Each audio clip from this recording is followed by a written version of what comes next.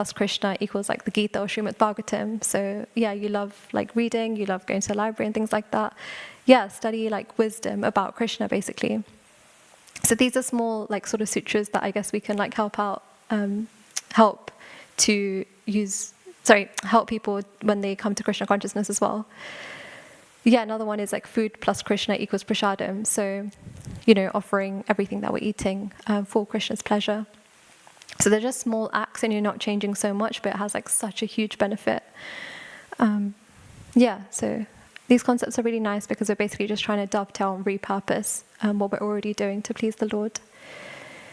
Yeah, another story. My friend was sharing a really nice example with me. So her family isn't so favorable to Krishna consciousness, and they practice like karma kanda activities too. But devotees are really, really smart. So she was saying, similar to what it says in the purport, he should engage them in all sorts of activities. So she was telling me one way or another she gets them to do service. So whether that's getting her brother to run errands for her to just, do something with service, or asking her mum to cook prasadam for the devotees. They just think they're being kind and like pious and, helping the sister or daughter out. But actually they're performing direct devotional service. So they'll get sukriti, pious credits that will ultimately help them in their journey. Now you're probably thinking, why are we going through all of this extent to engage someone in Krishna consciousness when the purport clearly says, through fruitive activities and sense gratification regulated by Vedic rituals, one is gradually elevated to Krishna consciousness. So surely this is fine, no? Like those engaged in fruitive activities, steadily, gradually, in their own time, they'll be elevated to Krishna consciousness. So what's the rush, you may ask? Yes, this is all true, but at the end of the purport it also says, although the ignorant man is not to be disturbed in his activities, a slightly developed Krishna conscious person may directly be engaged in the service of the Lord without waiting for other Vedic formulas.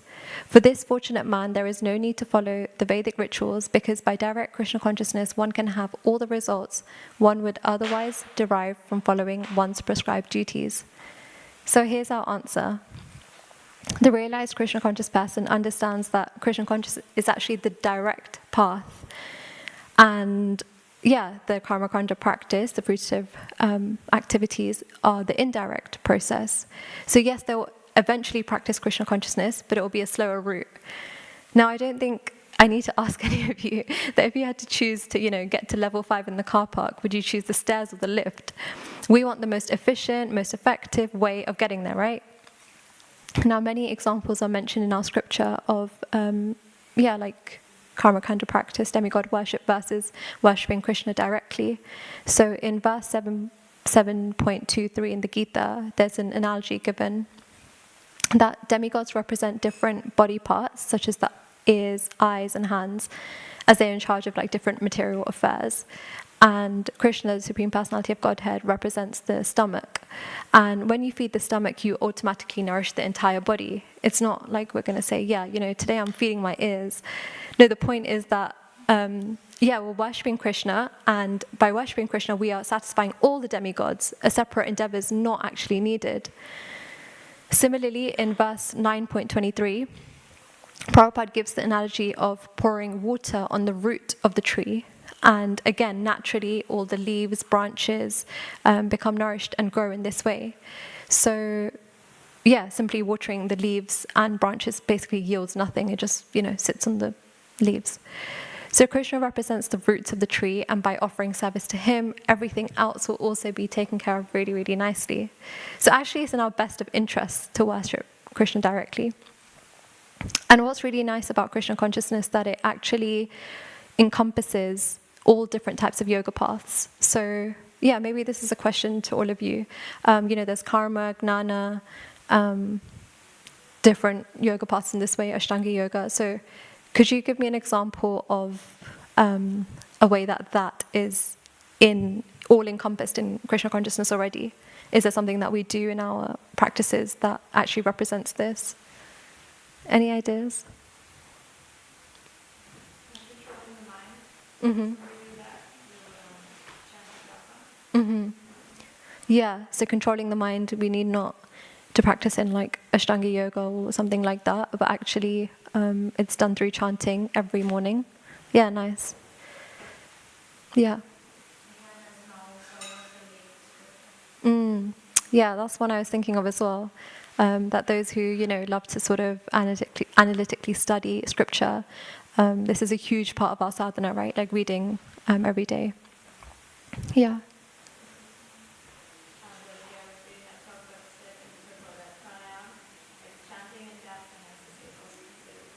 Oh, wow. Yeah, that's nice. Yeah, exactly. So everything is basically self-contained. It's all part of it. And yeah, also in yeah, I guess also karma yoga, because we're on that chapter, like we're active beings and we need to be engaged, right? So working in Krishna consciousness, that's like definitely a huge part of it. And again, in verse 5.29, the purport actually states the eightfold yoga mysticism is automatically practiced in Krishna consciousness because the ultimate purpose is served. So the goal of life is to become Krishna conscious, and this is practiced from the start of Bhakti Yoga, so without going through all the different limbs or anything like that. So the goal is very much the process in our case. Yeah, so it's nice because we don't need to do something separate to what we're already doing. Life's already very, very stressful, it's very complicated. So to ensure that spiritual life is actually simple and effective as possible, we can engage in this way. And yeah, I guess birth after birth, we've been taking on so many different bodies. And in this human body, it's important for us to realize our purpose and, yeah, return back home. So I guess something that you might be thinking of as we're kind of going through this verse and speaking about the different yoga paths, why do we ultimately want to engage in Krishna consciousness? I mean, yes, it's something that Krishna is directly telling us to do in the Gita. It's the most effective practice for the age. But actually, one thing that resonated with me quite a lot while I was preparing for the class was this verse in the Srimad Bhagavatam. So, Canto 1, verse 13, text 2. And in the purport it says, neither fruitive activities, not dry philosophical speculation. Shri Radha Gokulananda ki jai. Sorry, I'll just start again. So, yeah, in the purport it says, neither fruitive activities, not dry philosophical speculation, can give one satisfaction, because by nature a living being is the eternal servitor of the Supreme Lord, Sri Krishna, and all Vedic literatures give him direction towards that ultimate end. So actually it's serving Krishna that's actually going to satisfy us completely, not leave a tinge of, other material desire, basically, because that's our true nature. It is to serve. So, yeah, this is nice, and it's the time of the book marathon, so I felt like sharing something on this. Yeah, the marathon is when basically we go out and share books, like the Gita in different towns and cities across the UK. And me and my friends were just reflecting that in the Gita it says so much about serving, right? But we can actually practically experience this in the marathon. And we understand that in giving, we actually receive so much. So when we have a life centered around I, me, and mine, actually it's not so exciting. But it's so much more rewarding when we're able to help others and fan that spark of spiritual consciousness and share the gift that we've been given. So yeah, it's interesting, sometimes before we get out, it's cold and we might be tired and all these different types of things. But actually when you go out there, you just forget about your own problems, and you're able to, really help the people in this way. So this is where the true adventure and fun really lies.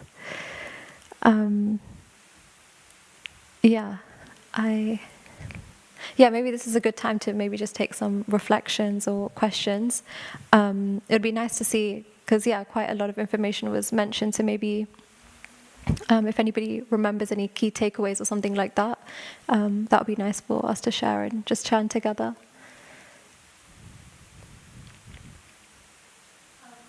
Mm-hmm.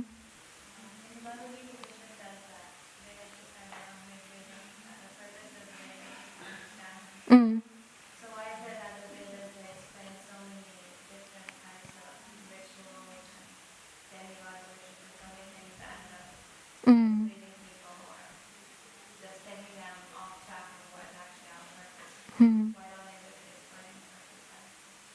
Yeah, nice question. Yeah, Krishna's very kind actually, because we all have so many different desires. No, like, it's not that we directly want to engage in Krishna's service to begin with. So he provides a path for all of us, and yeah, we have free will, so we're able to execute it in whatever way we want. So in this way, there's space for everybody under his realm, basically, and each of those processes is purifying in its own way. So yeah, Krishna basically provides that facility for them to engage in spiritual life a little bit, engage in material life a little bit, and slowly and gradually come to him.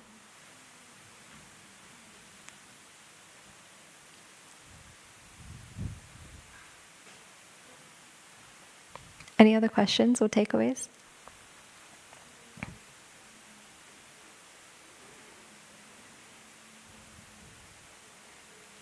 I guess, yeah, one thing that I mentioned was the 4 R's. Does anybody remember them? Yeah, I forgot to ask to make sure. Is it righteousness, remember, Mm-hmm. remaining time, Yeah, well, and love? yeah, nice one. Yeah, this is like a little sutra that you can just remember when we're speaking to like people on the streets and things like that as well. Yeah. I think I like what you shared about how it's our duty to kind of lead by example to help others. Yeah, turn to Krishna. Mm. How to do that. Yeah. Yeah, thank you for mentioning that actually, because this is something that I was thinking about. It's like, the parent and child example. So the children are going to mimic the parents like to a T. So sometimes parents ask like, my children aren't enthused in like Krishna consciousness or spiritual life, like what can I do? But actually we have to lead by example, right? So we can't just drop our kids to like Krishna club and then just do like something else the rest of the time. So yeah, like if we're enthused and they can see that, yeah, we're really imbibing the qualities and the practice to the best of our ability, then they'll also be like enthused in this way. So yeah, in the purport it actually said, where did it go? The learned Krishna conscious person may act in such a way that the ignorant person working for sense gratification may learn how to act and how to behave. So it's literally like, yeah, teaching them like from the start. So yeah, thank you for mentioning that. And then I was talking about how we shouldn't rather than telling people to stop their working activities, we should just try to engage them in all sorts of work that will gradually soften about Krishna consciousness. So I was thinking, what about some people who are like attached to doing like sinful activities, or like their activities are bad? Should we not tell them to give up those bad activities, or should we like tell them to keep doing what they're doing, do in a slightly different way? Mm. Say like someone's a butcher or something like that. Hmm. Should we like not tell them don't be a butcher, or should we tell them like they're keeping a butcher but also doing it? Yeah. Yeah, so I think over here it's speaking about those that are engaging in some sort of ritualistic activities anyway. But like the example that you're giving, I think in that example, like we have like the reality of the situation, and then we have like the ideal. So some people, I don't know, for whatever reason, they may just need to get the money, and they may have to like engage in those sorts of activities. But they can have a long-term plan that slowly I can take myself away from this position and then do something that's not exploitative or something like that. So yeah, if we know people like that, or if we were in that situation, then the ideal is like speaking about those 4 Rs is like, okay, if we can't change the direct work so easily, then what about time outside of it? And it's also like, what's their intention, like whilst they're practicing? Like, do they actually want to be there? Like, do they want to be engaging in that sort of work on a day-to-day basis, or do they think like, okay, this is the only thing that I can do right now, but ultimately I want to do something that's pleasing. So yeah, those sorts of things come to mind. But Yeah, I think for the devotee, I think the most important thing is to give sukriti as much as we can. So whatever sort of situation that they're in, it's important for us to, slowly feed like Krishna consciousness into their life. And even by planting the seed, by even like advising them that, this work isn't so suitable for like your karma and this life and next life, it immediately sort of changes their perspective, because they could just be so limited in their understanding, right? Did you have any other thoughts on that as well? I'm just reading the story of Mandora came to mind. Mm. Yeah, Narendra told him that he didn't tell him immediately, like, don't kill animals. He just said rather than like hitting them half, at least kill them full. Yeah. Yeah. And then, yeah, I guess because he associated with animal meat, Hmm. he then gave up those activities and then started studying. Yeah. Yeah, that's nice. Yeah.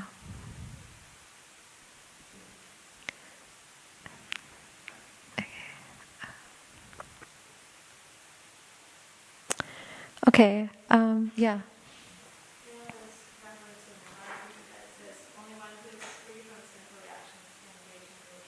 Mm.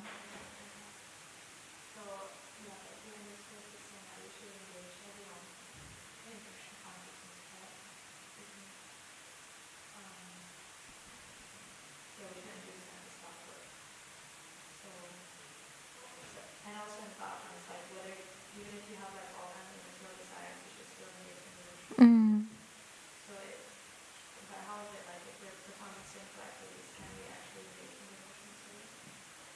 Hmm. Could you repeat the start of your question, like the first bit?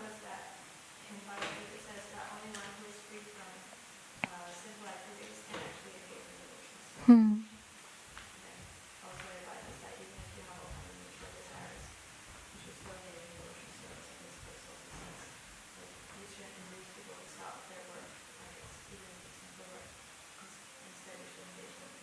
Yeah. Yeah. I think my understanding on this is like when we're practicing Krishna consciousness, we're not practicing it in like the purest state. So the bit that you mentioned at the start is like those that are completely free from sinful reactions. They are practicing like pure like Krishna consciousness, if that makes sense. Like the pure devotee, for example. Whereas we're aspiring to be devotees. We're not actually maybe chanting like so purely and things like this. So in that way, it's not that we, just because we're not maybe doing it to its like fullest extent, it's not that we just leave it altogether. However, we still try day in, day out to the best of our ability to do that.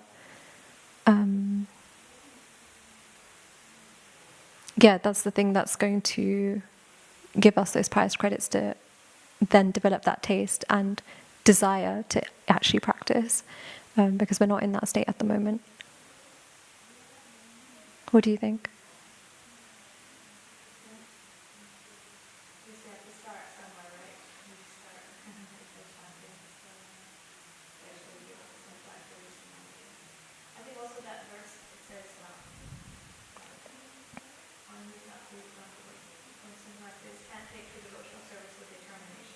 Mm-hmm.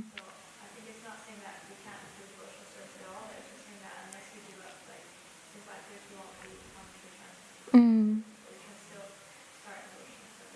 Yeah.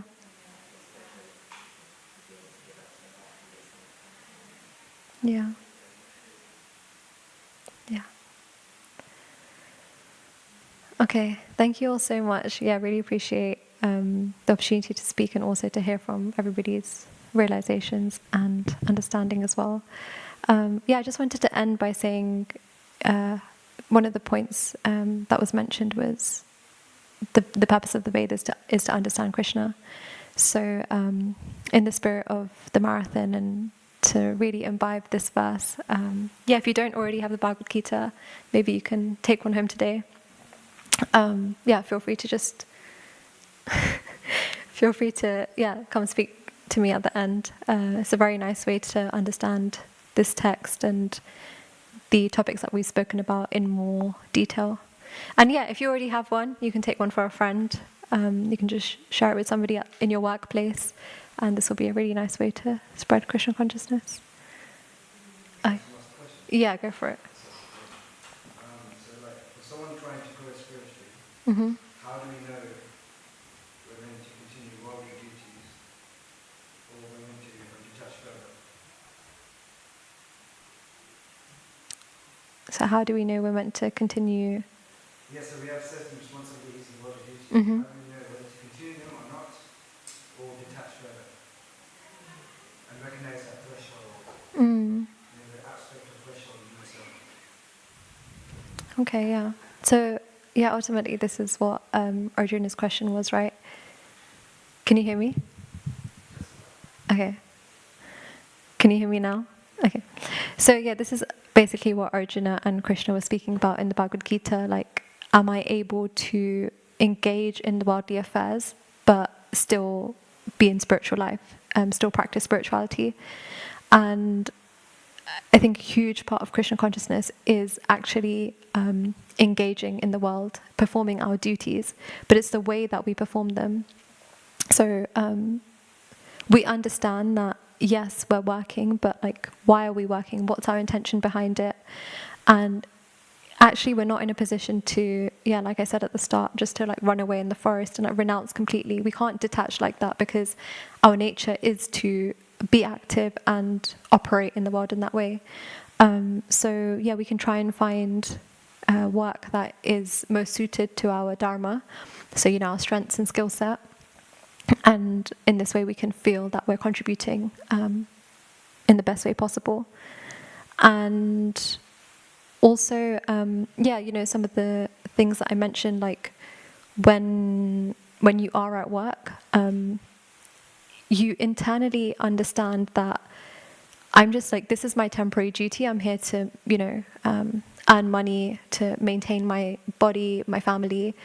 But actually, I have a set period of time where I'm going to engage in this work. And I also have a goal to get out of it. Like, it's not like, until the last minute on my deathbed I'm working. Actually, we understand that through our different ashrams, we're actually also trying to, leave those duties to a side and then, perform direct Krishna consciousness and go deeper in our sadhana. So it's kind of having that long-term plan that, internally, this is something that I'm supposed to be doing. Like, externally, all the actions may look the same. I think that was the verse just before this, actually, verse 25, that externally, the actions of the materialist and spiritualist look the same, but internally, the meditation is like completely different. So internally, we understand that, yes, this is my duty in this lifetime. But I want to do everything that's pleasing to Krishna, and the long-term goal is to engage in like direct Krishna consciousness.